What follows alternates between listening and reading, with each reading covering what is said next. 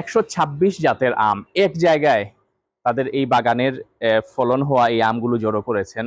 এবং আমি দুই একজনের সাথে কথা বলেছি, সিলেটে তো বটেই, সারা বাংলাদেশেই এরকম এক জায়গায় 126 জাতের আম ফলন সহ একদম ভিজিবল করা, এটা একটা বিরল ঘটনা। তো আমরা এখানে আমাদের ইঞ্জিনিয়ার জুয়েল আহমদ চৌধুরী, যিনি এই অসম্ভবকে সম্ভব করেছেন, তার জন্য অনেক অনেক শুভকামনা। এবং আমরা চাই আসলে সিলেটের যেসব মানুষ আছেন, যারা বিশেষ করে এই এলাকার লোকাল যেসব মানুষ আছেন, প্লাস প্রশাসনের যেসব মানুষ আছেন, তারা এই মানুষটিকে আরো স্পেস দিবেন, সুযোগ দিবেন, সাপোর্ট দিবেন, যাতে করে তিনি এই যে শুধু আম না, আরো বিভিন্ন জাতের যে বিভিন্ন ফল তিনি এইখানে